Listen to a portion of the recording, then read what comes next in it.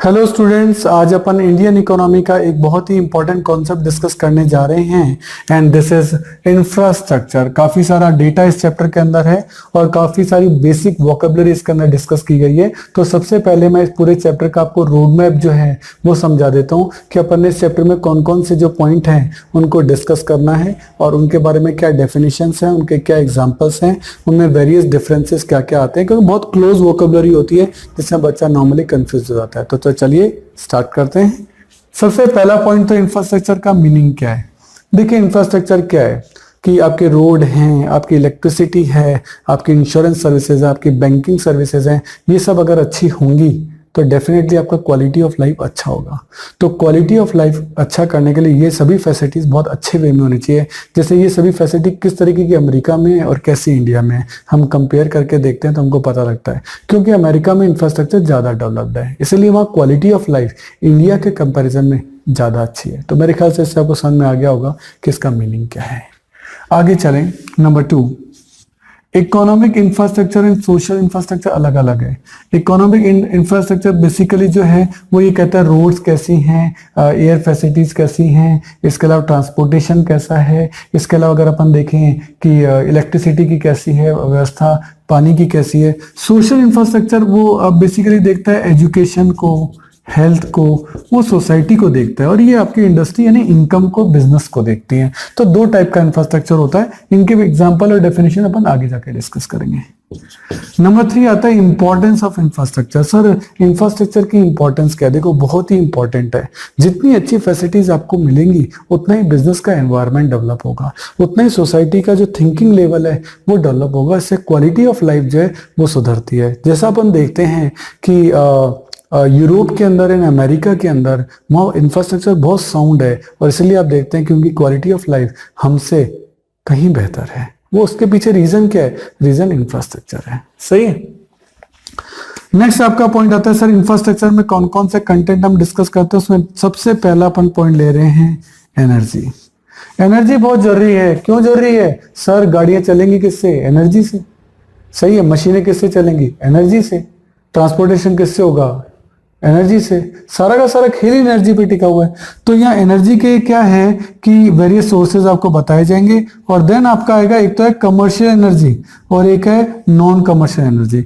Commercial energy भाई जिसके लिए आपको कोई प्राइस देनी पड़ती हो, ऑयल है, पेट्रोल है, डीजल है, देना ही पड़ेगा। लेकिन हवा है उसके लिए तो कुछ नहीं देना, पानी के लिए तो कुछ नहीं देना, तो ये नॉन प्राइस होता है। इसलिए इसको बोला गया कमर्शियल, इसको क्या बोला गया? Non commercial. इसके एग्जांपल और डेफिनेशन अपन आगे डिस्कस करेंगे। नेक्स्ट पॉइंट आपका आ गया 6, कन्वेंशनल सोर्सेज ऑफ एनर्जी। जो पुराने समय से चलते हुए आ रहे हैं कि हाँ सर ये पेट्रोल है, डीजल है, ये सब लकड़ियां हैं, ये तो हम पुराने तरीके से ही यूज कर रहे हैं, कन्वेंशनल है। लेकिन नॉन कन्वेंशनल अभी क्या आ गए सर? जैसे न्यूक्लियर है। अब न्यूक्लियर जो पावर है वो भी नई है, ये कोई ज्यादा पुरानी नहीं है, मुश्किल से 30-40 साल पुरानी। और इस कंडीशन में क्या है कि न्यूक्लियर पावर के जो आपके पावर जनरेशन प्लांट हैं 1971 से लगने स्टार्ट हो गए और वो बिजली बनाने के काम आने लग गए। ये नॉन कन्वेंशनल, ये पहले नहीं था लेकिन अब है, तो ये नॉन कन्वेंशनल है। तो इन दोनों का जो डिफरेंस है पॉइंट नंबर 6 और 7 का, वो अपन नोट्स के अंदर आगे डिस्कस करेंगे। पॉइंट नंबर 8 आएगा primary sources of energy and secondary sources of energy. इन दोनों के बीच में भी आप देखें, प्राइमरी जो शुरुआत में यूज होते थे, बेसिक तो वही यूज होते हैं, और सेकेंडरी जो आपके उसके बाद में आ जाते हैं। सही है, उनको अपन देखेंगे। उसके बाद आपका आएगा पावर, कि सर पावर के क्या क्या सोर्सेज हैं। तो देखिए सोर्सेज ऑफ पावर को, जो ये पॉइंट नंबर 10 है, ये आपका 11 है, इसको मैंने कई पॉइंट्स में बांटा है। Point number 1, point number 2, point number 3। सही है, क्योंकि आपको पावर कहां से मिलेगी? थर्मल। थर्मल का मतलब होता है कोल। ठीक है, पूछा जा सकता है थर्मल पावर क्या होती है। हाइड्रो का मतलब है जो डैम वगैरह बनाते हैं तो वाटर, और न्यूक्लियर का मतलब है यूरेनियम और थोरियम। यूरेनियम एंड थोरियम ये एक्चुअली रेडियो एक्टिव मटेरियल्स होते हैं। तो थर्मल का मतलब कोल है, हाइड्रो का मतलब वाटर है, न्यूक्लियर का मतलब यूरेनियम और थोरियम का यूज इसके अंदर किया जाता है। ये सब हमारे सोर्सेज हैं पावर के। इंडिया में बेसिकली जो है वो कोल सबसे ज्यादा यूज आता है, सेकंड नंबर वाटर आता है। हमारा बेसिक जो कंजम्पशन है इन चीजों का, कोल एंड वाटर से सबसे ज्यादा इलेक्ट्रिसिटी हम यहाँ जनरेट करते हैं। हर अबाउट 90 to 95% हमारी इलेक्ट्रिसिटी पावर का जनरेशन इन दोनों से ही होता है। अब इसमें चैलेंजेस क्या है कि सर पावर सेक्टर में क्या चैलेंजेस आ रहे हैं? तो देखिए, पहली बात तो इंडिया अपनी पूरी कैपेसिटी का यूज कर ही नहीं पाता। जितनी इसकी कैपेसिटी, इतनी सारी नदियां यहाँ बहती है लेकिन यूज नहीं कर पाता। कोल के वर्ल्ड के सबसे बड़े जो स्टोर्स हैं वो हमारे पास हैं, लेकिन हम कोल का इतना प्रोडक्शन कर ही नहीं पाते। इस कारण से कोल की हमेशा कमी रहती है, तो इलेक्ट्रिसिटी बनाने में दिक्कत रहती है। और सबसे बड़ा फैक्टर चोरी, यहाँ बिजली की चोरी बहुत होती है। गाँव वगैरह के अंदर बिजली का कोई बिल देता ही नहीं है। ये किसानों को जो बिजली दी जाती है बहुत ही सस्ती रेट पे दी जाती है। इस कारण से क्या होता है कि जो स्टेट इलेक्ट्रिसिटी बोर्ड्स हैं, सही है, ऐसी भी उनको नुकसान होता है, और वो नुकसान की भरपाई फिर वो कहाँ से करते हैं? वो अर्बन एरिया से करते हैं। वहाँ के बिजनेसमैन से चार्जेस क्या लेते हैं? ज्यादा लेते हैं, और जिससे कुछ एक्सप्लॉयटेशन फील होता है। सही है, तो ये कुछ कमियां हैं जो कि इसमें चल रही हैं। देन की रेमेडीज आएगी कि हाँ भाई, हमको हमारी इंस्टॉल्ड कैपेसिटी का फुल यूज करना चाहिए, चोरी की रोकथाम करनी चाहिए, हमारी जो कोल का प्रोडक्शन है वो बढ़ाना चाहिए, हाइड्रो में हम और ज्यादा डैम बना सकते हैं जिससे कि हम और ज्यादा बिजली जो है वो बना पाए। वो सब चीजें इसके अंदर आपकी चलेंगी। देन आपका आएगा हेल्थ का सिस्टम। देखिए, ऐसा है कि हेल्थ इज वेल्थ। अगर किसी देश के लोगों की हेल्थ अच्छी नहीं है ना, तो वो देश कभी डेवलप नहीं कर सकता, क्योंकि उन लोगों का सारा ध्यान फिर हेल्थ पे ही रहेगा। उनका सारा पैसा हेल्थ को ही में ही खर्च हो जाएगा, तो फिर वो आगे का काम कहां से करेंगे? तो वो सब चीज में देखेंगे। तो इसमें क्या है, 3 टियर सिस्टम इंडिया में डेवलप किया गया, और उसमें प्राइमरी हेल्थ का और सेकेंडरी हेल्थ का और टर्शरी हेल्थ का, ये 3 लेवल्स जो है ना वो बनाए गए। इसलिए इसको क्या कहा गया? 3 tier system. Primary health care, secondary health care और टर्शरी हेल्थ केयर। सही है। प्राइमरी का मतलब जो है वो रूरल एरियाज में जो छोटे आपके क्लिनिक्स है ना, गवर्नमेंट ने वो स्टैब्लिश किए। फिर छोटे टाउन्स में जो आपने डेवलप किए, और फिर जो कैपिटल्स के अंदर जो एम्स है, सही है, उनको आपने डेवलप किया। सही है, वो सब चीजें आ जाती है। तो 3 लेवल्स गवर्नमेंट ने देख लिए कि भाई हमको 3 लेवल के हॉस्पिटल्स जो हैं, हेल्थ केयर के जो सॉल्यूशंस हैं वो डेवलप करने हैं। और देन ISM आया, इंडियन सिस्टम ऑफ मेडिसिन, और इसमें गवर्नमेंट ने एक अलग से डिपार्टमेंट जो है वो आयुष डिपार्टमेंट जो है बनाया। इसके फुल फॉर्म पूछ सकते हैं, फुल फॉर्म इनकी भी पूछी जा सकती है। सही है। और देन आयुष का मतलब आयुर्वेदा, Y का मतलब योगा, U का मतलब यूनानी, S का मतलब सिद्धा, और H का मतलब होम्योपैथी, नेचुरोपैथी एंड होम्योपैथी पूरा नाम है। वो पूरा एक डिपार्टमेंट है जो वेरियस इंडिया में मेडिकल सिस्टम्स चल रहे हैं, जितने तरीकों से इलाज चल रहे हैं, उन सब का एक कंबाइंड नेम आयुष बनाया। ये इंडियन सिस्टम ऑफ मेडिकल है। और देन एक बहुत बड़ी बात आ रही है मेडिकल टूरिज्म। क्योंकि हो रहा क्या है कि इंडिया में, मतलब ठीक है यहाँ की मेडिकल की कंडीशन इतनी अच्छी नहीं है, लेकिन फिर भी बाकी जगहों के कंपैरिजन में हमारा मेडिकल जो है वो काफी सस्ता है। यहाँ हार्ट के ऑपरेशन, किडनी के ऑपरेशन और वेरियस ट्रांसप्लांटेशन काफी इजी हैं और काफी सस्ते हैं। इसीलिए आसपास की कंट्री के लोग इलाज कराने के लिए इंडिया में आते हैं। तो इसी को नाम दिया गया मेडिकल टूरिज्म। वो घूमने नहीं आए हैं, वो इलाज कराने आए, इसलिए इसको टूरिज्म नाम देके नाम मेडिकल टूरिज्म किया। और ये भी धीरे धीरे एक बहुत बड़ी इंडस्ट्री बन रही है, और लोग जो हैं वेरियस इलाज कराने के लिए इंडिया आ रहे हैं। तो गवर्नमेंट ऑफ इंडिया इस पर भी काफी ध्यान दे रही है। देन है वुमेन हेल्थ। हम जानते हैं, अब देखो आधी पॉपुलेशन तो वुमेन की है, और वुमेन मतलब घर की सर्वे सर्वा होती है। अगर वुमेन की हेल्थ ठीक नहीं है तो ऑब्वियस है बच्चों की भी हेल्थ ठीक नहीं रहेगी, परिवार की भी हालत अच्छी नहीं रहेगी।